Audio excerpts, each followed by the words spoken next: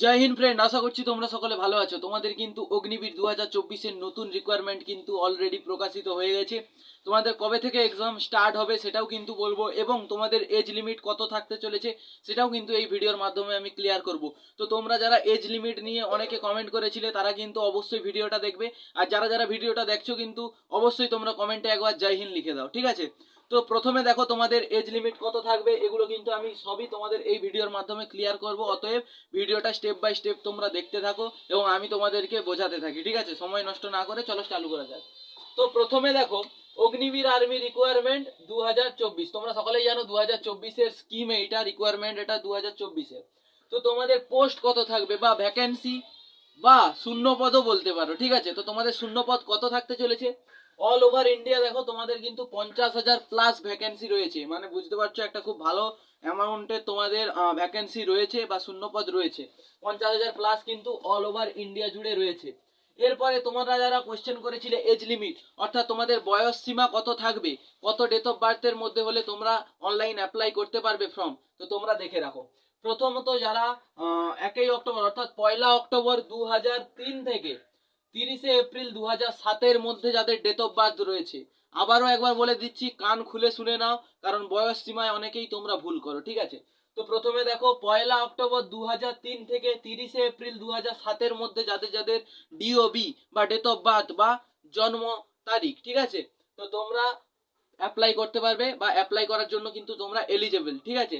এরপরে তোমাদেরকে বলছি online apply, online form apply কবে থেকে হবে, তোমরা কিন্তু এটা নিয়ে অনেকেই তোমরা ভাবনা চিন্তায় ছিলে, তোমরা অনেকেই জানি আমি 2 মাস 3 মাস আগে থেকে কিন্তু তোমরা প্রিপেয়ারিং চালু করে দিয়েছো। আর যখন তোমাদেরকে একটা কথা বলে রাখি ডেটটা বলার আগে, যখন তোমরা এই ডেটটা জানতে পারবে, অর্থাৎ ইন্ডিয়ান আর্মির পক্ষ থেকে যখন এই ডেটটা ঘোষণা করা হয়েছে, তখনই সিলেক্ট হয়ে গেছে যে এর 1 থেকে 2 মাস পরে কিন্তু, অর্থাৎ এপ্রিল মাসের দিকে কিন্তু তোমাদের এক্সাম হবে, যেমনটা কিন্তু এইবারেও হয়েছিল, অর্থাৎ গত বছর 2023-এ কিন্তু হয়েছিল, সেইভাবেই কিন্তু তোমাদের পরীক্ষাটা হবে। এবারে কটা স্টেপে হবে তোমাদের? প্রথমে এক্সাম হবে তোমাদের, বলে রাখি এটা তোমরা জেনে রাখো। প্রথমে তোমাদের এক্সাম হবে যেমন এইবারে হয়েছিল কম্পিউটার বেস এক্সাম। তো এক্সামের পরে তোমাদের হবে ফিজিক্যাল, ফিজিক্যালের পরে তোমাদের হবে ডিভি বা ডকুমেন্ট ভেরিফিকেশন, ঠিক আছে? প্রথমে এক্সাম, তারপরে ফিজিক্যাল, তারপরে ডকুমেন্টস ভেরিফিকেশন, এবং সর্বলাস্টে কিন্তু তোমাদের মেডিকেল হবে, ঠিক আছে? সর্বলাস্টে তোমাদের মেডিকেল হবে, এবং মেডিকেলের পর তোমাদের মেরিট লিস্ট, এবং তারপরে তোমাদের জয়েনিং হবে, ঠিক আছে? অলরেডি সেকেন্ড ব্যাচের রেজাল্ট বেরানোর জন্য তোমরা সবাই রেডি থেকো, যারা সেকেন্ড ব্যাচের রয়েছো ছেলে মেয়েরা, ঠিক আছে? আর্মি প্রার্থী যারা রয়েছে সেকেন্ড ব্যাচের, তারা কিন্তু রেডি থাকো। এবারে বলে দিই তোমাদেরকে অনলাইন ফর্মটা তোমাদের কবে থেকে অ্যাপ্লাই স্টার্ট হবে।